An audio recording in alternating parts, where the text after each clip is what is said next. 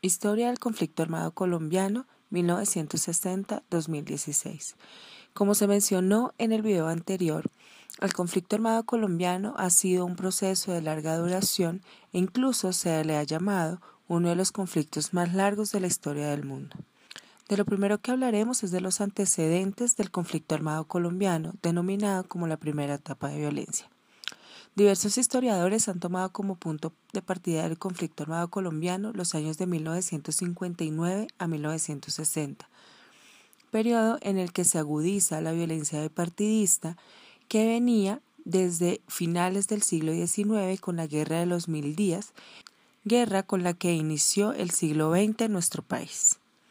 Sin embargo, en los años de 1959 a 1960, como ya se mencionó, la violencia se agudiza debido a la muerte de Jorge Eliezer Gaitán, perteneciente al Partido Liberal Colombiano, que contaba con gran apoyo popular debido a su discurso y a las acciones implementadas como alcalde de Bogotá, lo que hizo que se presentara como una opción política para muchos de los ciudadanos colombianos del momento.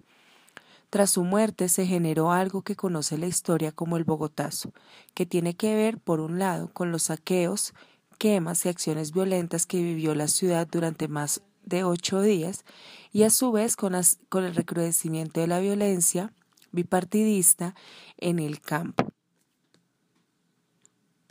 Junto con el fenómeno de violencia agudizado en los años 50, las elecciones del mismo año las gana el Partido Conservador en cabeza de Laureano Gómez. Esto se logró debido a que el Partido Liberal no se presentó a las elecciones por falta de garantías. Bajo su mandato, se incrementa la represión en contra de los opositores al partido, especialmente bandoleros liberales y grupos liberales que buscaban tener participación política, tanto en los ministerios como en las curules del Estado. Lo anterior lleva al surgimiento de movimientos armados provenientes del Partido Comunista, así como la creación de guerrillas liberales en los llanos, el Tolima y otros territorios. Una de estas guerrillas fue la creada por Guadalupe Salcedo, quienes cometían hostilidades en contra del Estado conservador del momento. Sin embargo, el Estado también tenía acciones para amedrentar a estas guerrillas liberales. Entre ellos tenemos a los grupos armados llamados chulavitas o policías chulavitas o chulos, como los conocía la población civil, quienes se encargaban de infundir temor sobre los poblados liberales. Tras el fracaso de las políticas de Estado impartidas por Laureano Gómez y la permanencia del fenómeno de violencia, en junio de 1953, las fuerzas militares hacen un golpe de Estado, o incluso algunos historiadores lo llaman golpe de opinión, otorgándole el poder a Gustavo Rojas Pinilla. Bajo su mandato, Gustavo Rojas Pinilla logró firmar una amnistía con el líder político Guadalupe Salcedo, lo cual ayudó a disminuir el fenómeno de violencia vivido en aquella época. Sin embargo, algunas de las medidas adoptadas por Rojas Pinilla, tales como la represión al Partido Comunista, algunas acciones violentas en contra del movimiento estudiantil y sumada a la muerte de Guadalupe Salcedo, llevaron nuevamente a las armas a grupos opositores al gobierno, quienes tenían como campo de acción el sur del Tolima, el eje cafetero y algunas zonas del Magdalena Medio. La vuelta a las armas por parte de algunas guerrillas liberales, sumado a la difusión de la idea del gobierno de Rojas Pinilla como dictatorial, hacen que él renuncie al poder en 1957, generando así que el gobierno de Colombia sea asumido de manera transitoria por una junta militar.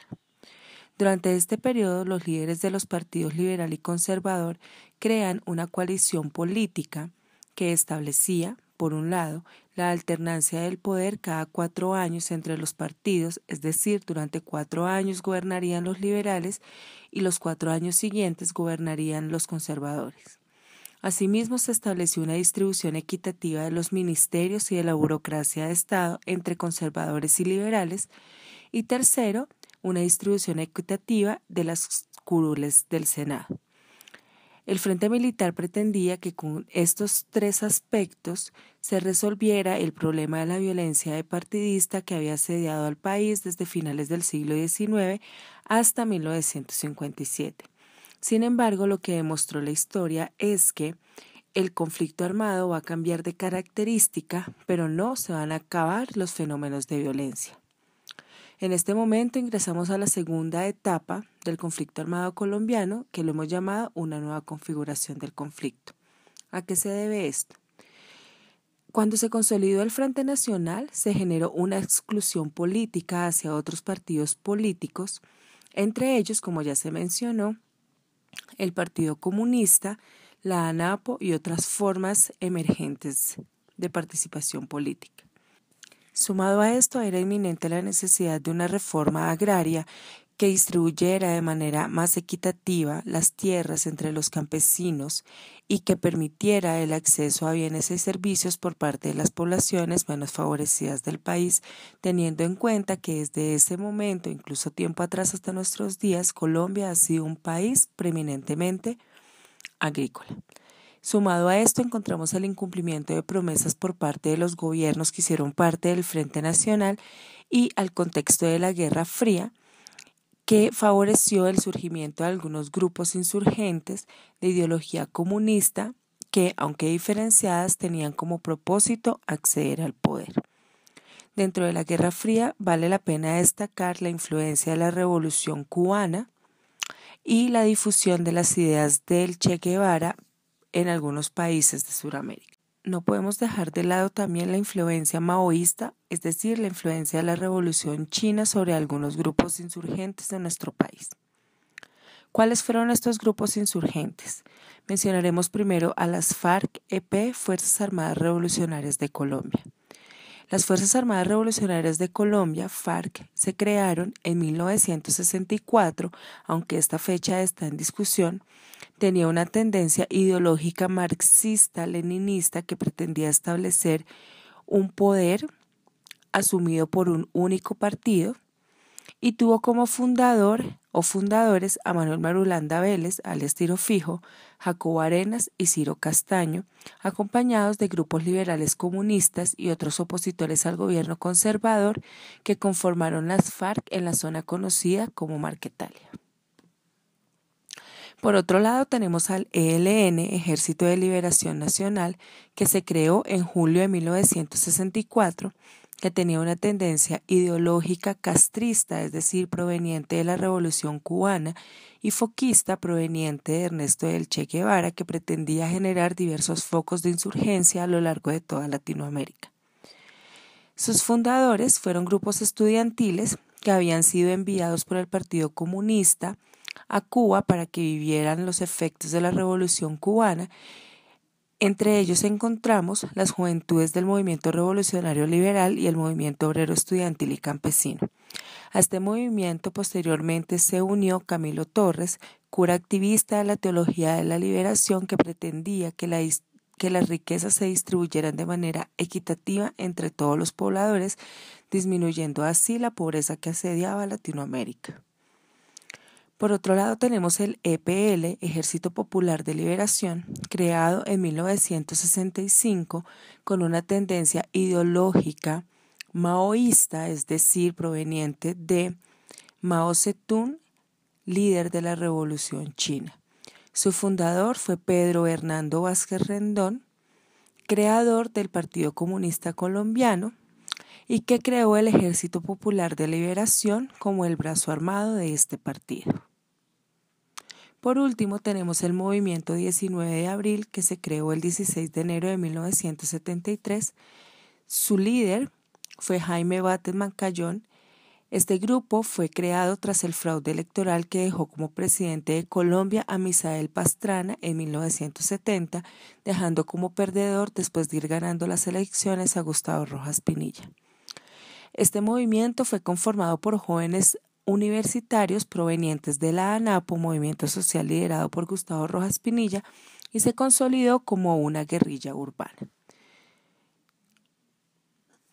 Desde 1966, que fue la fecha inicial en donde empezaron a surgir estos movimientos guerrilleros, Hasta 1974, el conflicto armado adquiere otras dimensiones. No deja de ser un conflicto político, pero ya no es un conflicto bipartidista, sino es un conflicto subversivo. Durante este tiempo, los grupos insurgentes no logran la expansión proyectada y sufren diversas derrotas por parte de las fuerzas militares. Sin embargo, logran consolidar la guerra de guerrillas, que es una guerra de desgaste, con ayuda de la fragmentación del territorio colombiano, los problemas de soberanía por parte del Estado y la poca inversión en las fuerzas militares. Tras esto, hablaremos de la tercera etapa, que la hemos llamado fortalecimiento de la insurgencia y nuevos actores en el conflicto armado. Para los años 80 y 90, la situación del conflicto armado en Colombia se agudiza debido a diversas razones. Por un lado, tenemos la aparición de actores o de nuevos actores en el conflicto armado, como lo serán los grupos paramilitares, conformados por los grandes terratenientes del país, quienes consolidan a estos grupos como un mecanismo de autodefensa en contra de las extorsiones de los grupos subversivos. Con su crecimiento se van a conformar como las Autodefensas Unidas de Colombia, dirigidas por Carlos Castaño. También encontramos el surgimiento de una economía de guerra a partir de la obtención de recursos por parte del narcotráfico, del secuestro y de la extorsión, lo que permitió a los grupos opositores al Estado el uso de armas de uso privativo del Estado y mejora en las tácticas de guerra. Tenemos también el caso de paramilitares entrenados en bases del ejército y también de grupos insurgentes entrenados por grupos israelíes. Por último, tenemos la poca credibilidad en el Estado debido a las muertes sistemáticas de políticos pertenecientes a la Unión Patriótica, UP, y a los intentos de paz y negociación fallida. Es bien sabido que las FARC intentaron acceder al poder por medio de la vía legal, creando el partido Unión Patriótica, y tras alcanzar varios lugares y puestos del Estado a lo largo del territorio nacional, empezaron a vivir estos líderes políticos unas muertes sistemáticas, lo cual se considera hoy crímenes de Estado, lo que llevó a los sobrevivientes a volver a las armas y así agudizaron más el conflicto armado. Lo anterior, como ya se mencionó, permitió un aumento de la presencia por parte de las FARC y el ELN y paramilitares a lo largo de todo el territorio nacional y a una intensificación de las acciones armadas entre los actores del conflicto, incrementando así el número de víctimas del país. ¿Qué ha pasado en los últimos años? Durante las últimas décadas se han logrado acuerdos negociados y la dejación de las armas con grupos como el M-19, el EPL y las Autodefensas Unidas de Colombia. Asimismo, la política de seguridad democrática implementada en la presidencia de Álvaro Uribe Vélez ayudó a la consolidación militar de las fuerzas del Estado y a la reducción de los focos insurgentes, especialmente de las FARC. Pese a esto, el conflicto armado colombiano ha continuado su curso, generando efectos en la población civil y un desgaste por parte de las fuerzas enfrentadas, lo que generó la necesidad de crear una nueva mesa de negociación entre las FARC y el Estado en el 2012, con la cual se espera lograr una finalización definitiva del conflicto armado, dejación de las armas e iniciar un proceso de posconflicto en Colombia.